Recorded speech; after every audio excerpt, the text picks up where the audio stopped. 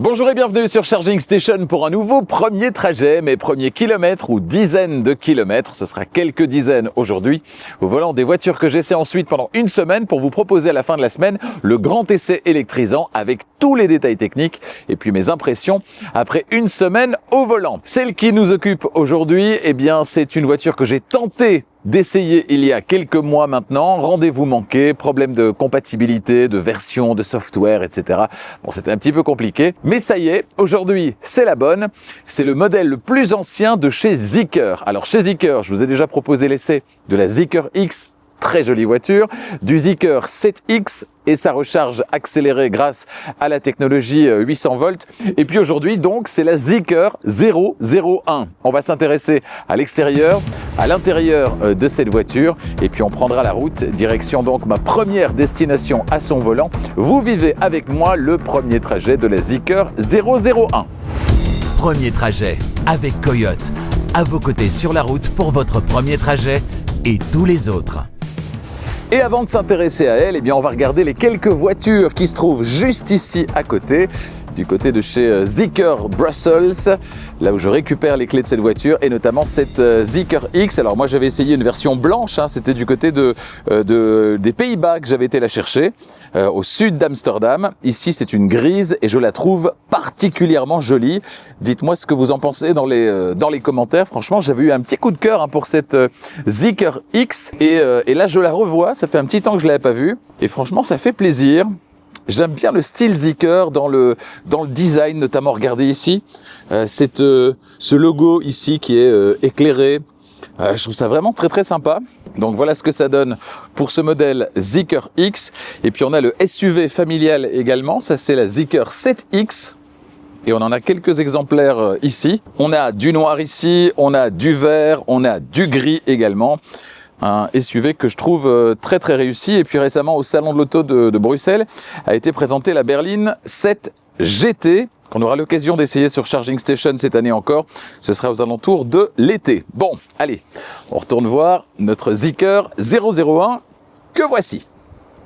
Cette voiture n'est pas une berline, mais un break de chasse. Ça fait tout de suite beaucoup plus chic. Voilà ce que ça donne au niveau de l'arrière de cette voiture. C'est la partie, selon moi, la plus intrigante en général. Alors, voiture qui est sortie il y a quelques années. C'est pas le modèle le plus récent de chez Zeekr, c'est le modèle même le plus ancien.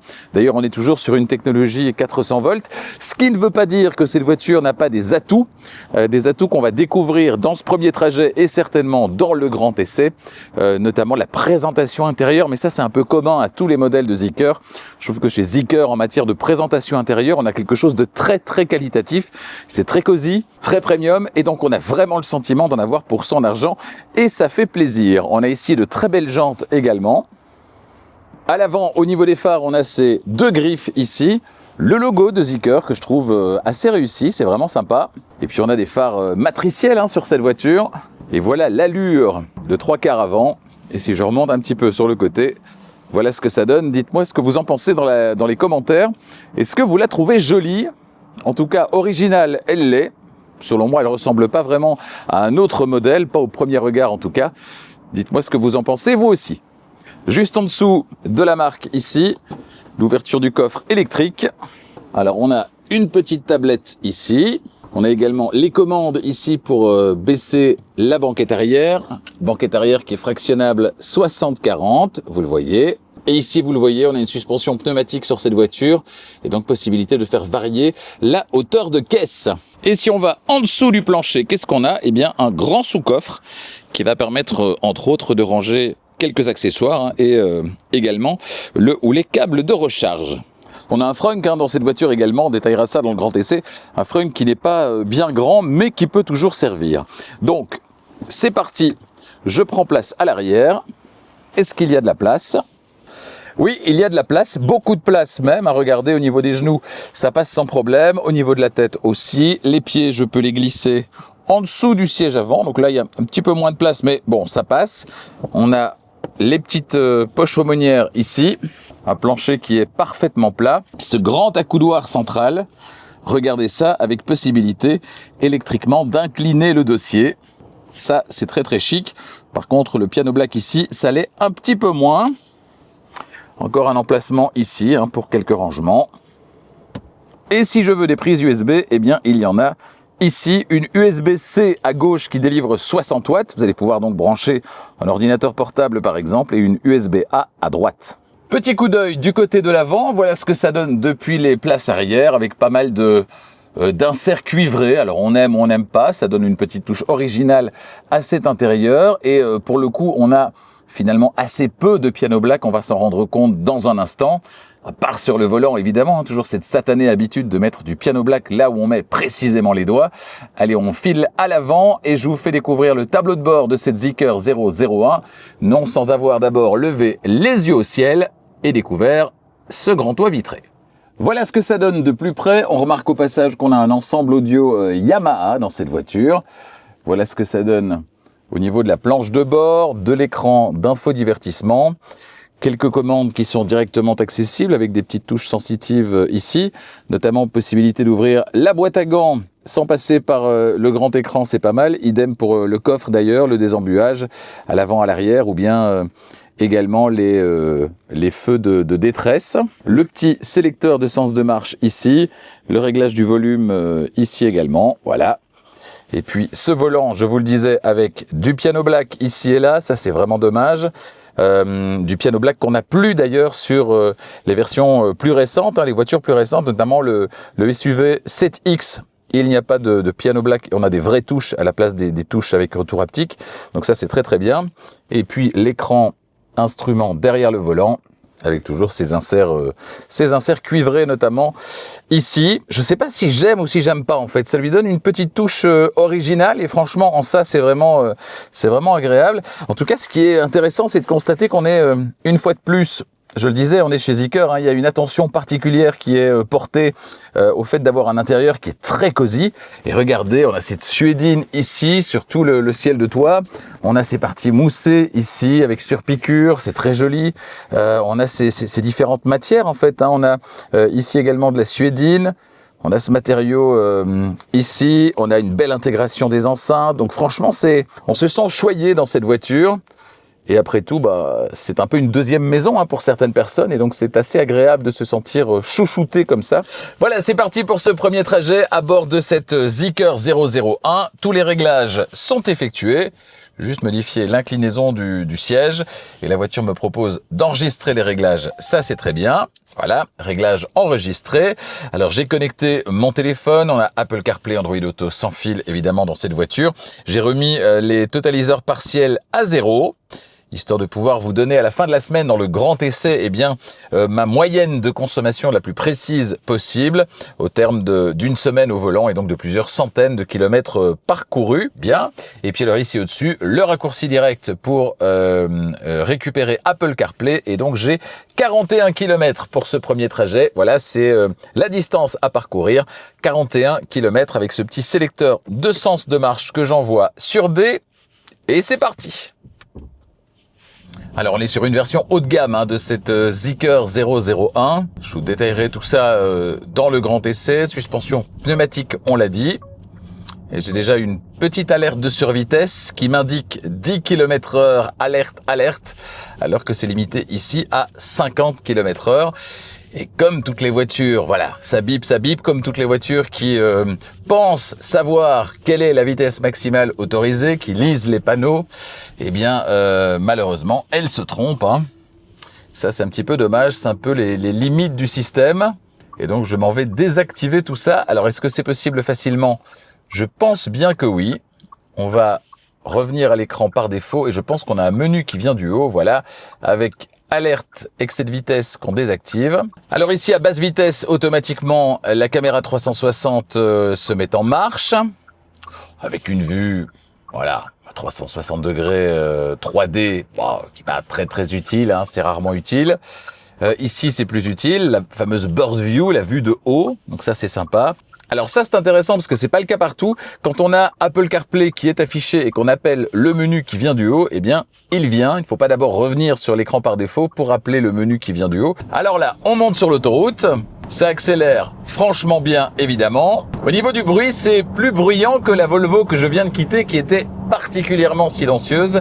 Ici, on entend davantage les bruits de roulement, les bruits aérodynamiques. C'est clairement les bruits de roulement qui me dérangent le plus parce que le revêtement n'est pas de très bonne qualité. Voilà, on vient de changer de revêtement ici, donc ça n'a rien à voir. C'est beaucoup plus silencieux. Je ne sais pas si vous percevez la différence au niveau de la caméra, mais ici c'est beaucoup plus silencieux, mais sur un revêtement dégradé comme juste avant, qui est un peu granuleux. Les bruits de roulement étaient quand même assez inconfortables. Ici, c'est tout à fait acceptable. Le volant est très très agréable. Ça, c'est vraiment chouette. J'aime les volants épais et celui-ci est particulièrement épais et donc ça fait plaisir. On est bien positionné. Il y a un petit côté, on sent que cette voiture, elle a envie de jouer avec vous. On fait corps avec la voiture. Il y a un petit côté ouais, sportif qui est vraiment sympa.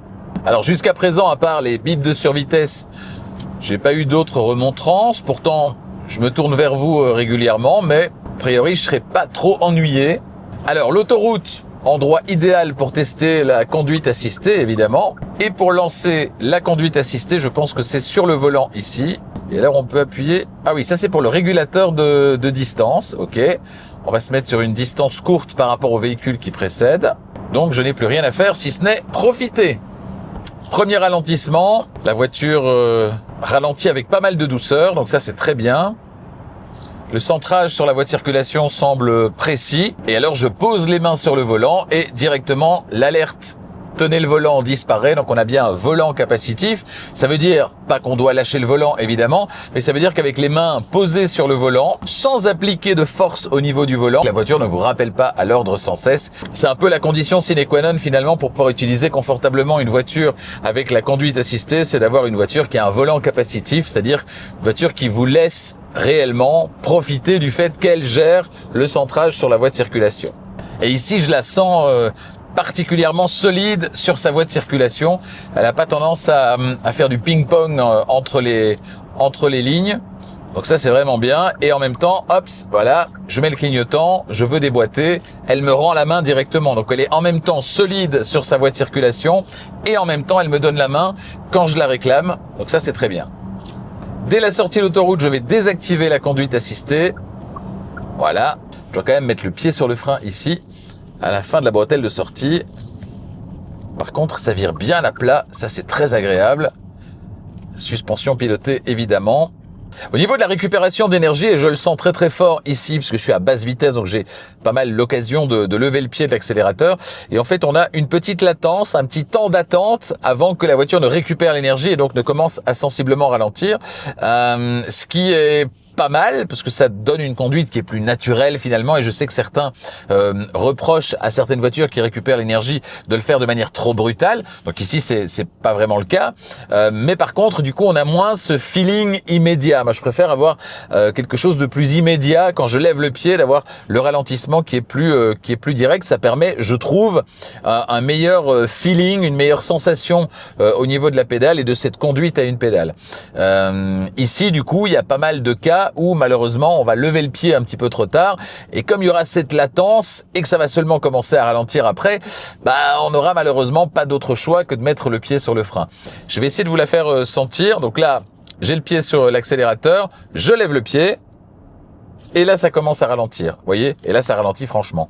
Bon, jusque-là, les choses se passent plutôt bien. Hein. J'ai dans les mains une voiture qui est agréable à conduire, qui est une vraie incitation à se faire plaisir.